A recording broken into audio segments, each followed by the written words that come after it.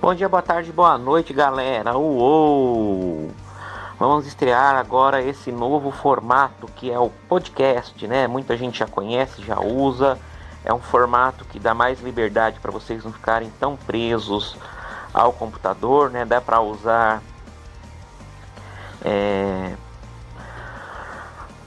no fone de ouvido, dá para enquanto arruma a casa, enquanto faz alguma atividade, escutando, né? Bom, essa é uma aula de sociologia do segundo ano, capítulo Gerações e Etapas da Vida, na página 44. Muito bem. Bom, o preconceito acerca do envelhecimento e o temor, né, a respeito da finitude da existência revelam uma sociedade de performance na qual nós estamos inseridos. Assim é o desejo de parecer sempre jovem, né, fisicamente forte, ter qualidade de vida, aquele desejo de buscar toda maneira de adiar aquilo que é inevitável, ou seja, o envelhecimento. Todo mundo vai envelhecer. Vamos abrir aspas aí para o sociólogo alemão Norbert Elias, né, com alguma dessas ideias nas suas obras. Vamos lá. Que as pessoas se tornem diferentes quando envelhecem é muitas vezes visto, embora involuntariamente, como um desvio da norma social. Os outros grupos, grupos de idade normal, entre aspas, muitas vezes têm dificuldade em se colocar no lugar dos mais velhos na experiência do envelhecer. Pois é. Bom, não é difícil perceber, né, a passagem do tempo nos nossos corpos, nos músculos, nas rugas da pele, na cor, na quantidade dos cabelos. Só que essa divisão consagrada entre primeira e segunda infância, adolescência, idade adulta, terceira idade, tudo isso foi recentemente definido, né? É um consenso médico científico e tem o aval da OMS, a Organização Mundial da Saúde, né? Só que na definição de cada uma dessas fases entram variáveis socioculturais e econômicas, né? Além de indicadores sociais como taxa de mortalidade infantil e expectativa de vida. Se há uma dimensão sócio-histórica e econômica nas etapas fisiológicas da existência, não seria diferente no caso da geração, né? O Zygmunt Bauman, né, o famoso autor aí da ideia de liquidez, né, sociedade líquida, né, que nós vivemos atualmente, ele vai defender como é difícil entender as fronteiras entre as gerações, né, porque elas não são claramente delimitadas. E ainda assim, essas divisões têm grande importância social. Vamos buscar os primeiros sociólogos que tiveram ideias acerca da geração. O Comte, né, fundador da sociologia e pensador da escola positivista, né, ele criou as ideias das bases sociais da ideia da geração, né? Para o Comte, a geração pertencia a um grupo de um processo linear, né, e era mecanicista. Os grupos humanos de idade aproximada eram substituídos regularmente em intervalos definidos. Vamos dar um exemplo de 3 em 3 décadas, para que as novas gerações estabelecessem, né, em harmonia, tanto as antigas quanto as novas. E para ele, desse modo, alguns grupos perdiam o movimento da história, outros assumiam seu papel, né? A gente pode afirmar que a ideia de geração do Comte tem aquele aspecto biológico duplamente, né, no sentido literal, né, das etapas mais avançadas da vida, em que os mais velhos eram substituídos pelos jovens, mas também o sentido metafórico, porque o fundador do positivismo ele entendia a sociedade como um organismo vivo, né, um corpo biológico. A maioria dos cientistas sociais do século XIX eles tinham essa ideia que a sociedade era um organismo vivo. Importaram, né, muitas vezes de forma ruim, como nós já vimos, ideias da biologia para a sociedade, né? Isso deixa meio complicadas as ideias do Comte, mas não descartamos. Algumas ideias do Comte são aproveitadas pelos sociólogos de hoje. E aí vem o Dilthey, o Wilhelm Dilthey, né, que era um historiador, filósofo e teórico das ciências humanas alemão, né, e ele diz que o caráter histórico se sobrepõe aos fatores biológicos naturais, né? Ele diz também que as temporalidades elas tendem a coexistir quando as gerações compartilham os mesmos eventos históricos, né? Sociais, intelectuais, econômicos, culturais. Assim, para o Dilthey, o tempo histórico é concreto, está ligado diretamente à existência humana em um determinado tempo e espaço, diferente do tempo da natureza, que é inconstante, carece de classificações e, a rigor, não define pertencimentos, né?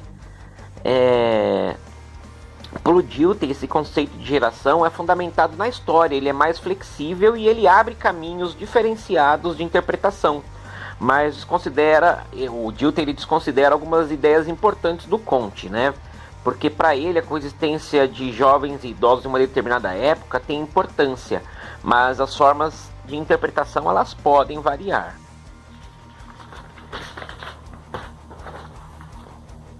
E aí vem a grande contribuição do Mannheim, né? O Mannheim ele pegou como ponto de vista os conceitos do Comte e do Dilthey e desenvolveu para o seu lado próprio, né? Ele demonstra no seu trabalho que a estrutura básica de uma geração não é da mesma natureza daquela formadora que chama de grupos concretos, como uma comunidade. O Mannheim ele vai pensar que o conjunto de indivíduos que constituem uma geração não configura um vínculo social que caracteriza, assim, vamos pensar, uma unidade coesa com laços fortes. O autor ele vai reconhecer que a unidade pode ser construída em torno de uma causa comum. Para ele, a geração não poderia formar um grupo concreto, apesar de possuir inegáveis vinculações, e formar um fenômeno social de extrema relevância, né? A gente tem aqui uma chave para entender o pensamento do Mannheim sobre gerações, que é destacar que ele dava a mesma importância tanto para os aspectos biológicos, que são evidentes, como para os históricos sociológicos. Ele não negava os ciclos biológicos da etapa da vida, porque é óbvio, né? A gente pode se comparar como era criança, como era adolescente, como é adulto e depois na velhice, né? Mas ele evitava cair nesse reducionismo dessas teses naturalistas, para qual todo fator social pode ser explicado por dados biológicos, né? Para o Mannheim, a geração possui uma dimensão estruturante de natureza histórico-social e nomeou isso como identidade de situação. Na concepção do Mannheim, destaca o fato de uma geração, seja no aspecto etário ou histórico, não existe por tempo indeterminado, ou seja, uma hora essa geração vai deixar de existir. Vamos abrir aspas para o Mannheim. Vamos ler. Um esclarecimento sociológico formal da distinção entre as categorias situação de geração, geração enquanto realidade e unidade de geração é importante e, na verdade, indispensável para qualquer análise mais profunda, pois nunca podemos compreender os fatores dominantes nesse campo sem estabelecermos essa distinção. Se falarmos simplesmente de gerações, sem qualquer qualificação, arriscamos-nos a confundir fenômenos puramente biológicos com outros que são produtos de forças sociais e culturais. Então, para o Mannheim, as gerações são frutos das duas coisas, tanto do físico-biológico como do histórico-social. O Philippe Arré, um historiador francês, ele vai falar que as sociedades ocidentais passaram a separar as etapas da existência. Isso é uma coisa recente, né? Antigamente não tinha tanto essa, né, de criança, adolescente, adulto, né? A adolescência e a juventude são categorias que são recentes e, por mais que elas apresentem, né, um componente etário e físico indiscutível, você vê essas diferenças, elas também são uma construção sócio-histórica com diversos usos, né? Um exemplo claro disso é a utilização da categoria dessas faixas etárias para o marketing, para a venda de produto. E aí que vão surgir os rótulos como gerações X, Y e Z, né? O que a gente vê hoje em dia. Vocês pararem para pensar tempo atrás, 50, 60, 70 anos atrás, o que era uma criança? Um adulto pequeno, né? Você pensa em Idade Média. Idade Média, uma criança tinha que trabalhar da mesma maneira que um adulto. A diferença é que, como ela não tinha tanta força, ela recebia menos pagamento por isso, né?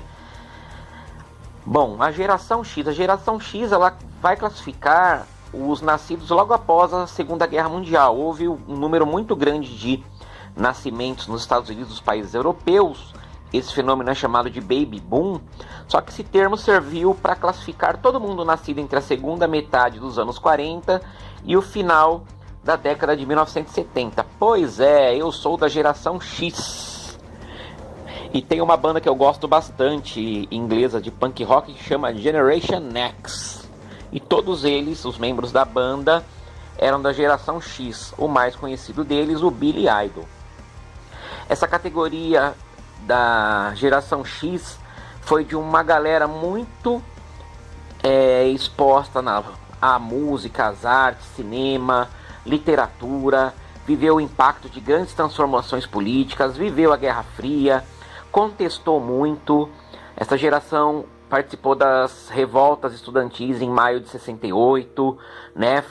Desenvolveram o rock and roll com seus subgêneros mais, digamos assim, confrontadores, como o punk, o heavy metal, né? Também é a geração de onde surgiram os grandes gênios do desenvolvimento tecnológico, como Steve Jobs, o Bill Gates.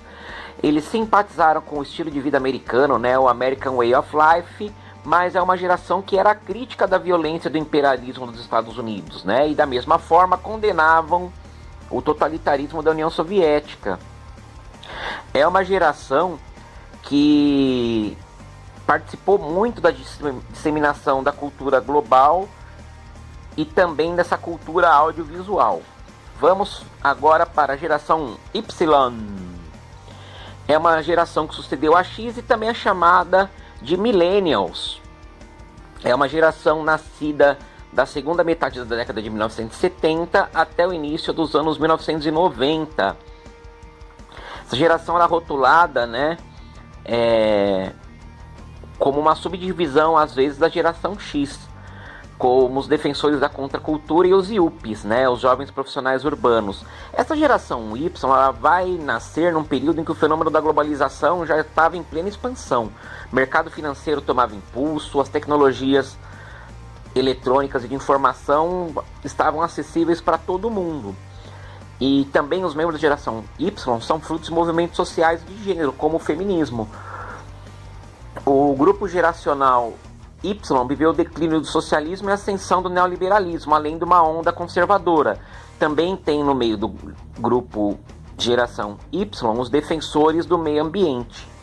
É uma geração que recebeu muita informação pela TV, rádio, cinema, internet e um verdadeiro bombardeio de propaganda para estimular o consumo.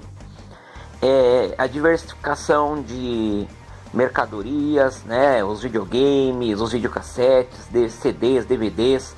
Os grupos dessa geração são hoje adultos, muitos deles são pais e mães, estão inseridos no mercado de trabalho, que o mercado de trabalho passa agora, né, gente, por transformações profundas, né, tornaram o trabalho flexível, complexo, os altos índices de desemprego, inclusive nos países que nós conhecemos como ricos, desenvolvidos. Essas gerações elas interagem entre si, então tem um ponto intermediário que une tanto a geração X quanto a Y, e a que nós vamos ver agora, que é a geração Z. Essa geração Z viveu um mundo totalmente digital, são chamados também de digital natives, né, nativos digitais, ou seja, são vocês. Nasceram no início dos anos 90 até a primeira década do século 21. É uma galera que não viveu Guerra Fria, Muro de Berlim, né, a queda da União Soviética, mas vive com o avanço do capitalismo de Estado dos chineses. É uma geração que não consegue viver sem estar conectado com a internet através de computadores, tablets, smartphones. Essa avalanche de informações em tempo total, né, transformou esses jovens em indivíduos capazes de mobilizar várias modalidades tecnológicas e ao mesmo tempo estudam no computador, ouvem música em formato digital, jogam videogames online, trocam aplicativos, mensagens por aplicativo de celular, tem conta em várias redes sociais, né? Vamos ler uma ideia aqui do sociólogo português João Teixeira Lopes sobre a geração Z. A maior parte destas situações está ligada à questão da chamada geração bloqueada. Isto é uma situação em que os jovens lhes resta apenas uma carreira de precariedade. estudos intermitentes, provisórios e muito frágeis em que não há, de forma alguma, uma ideia de emprego certo, de estabilidade em que não há possibilidade de se emanciparem da casa dos pais, de terem uma própria vida, de poderem viver com alguém do ponto de vista afetivo. Todo este bloquear desta geração conduz a sentimentos de profunda frustração. Ou seja, é uma geração em que a gente não tem certeza de nada, não tem certeza do emprego, não tem certeza da moradia, não tem certeza que o nosso afeto de hoje será o nosso afeto daqui a 5 anos. Isso vai se ligar à ideia também de modernidade líquida do Bauman.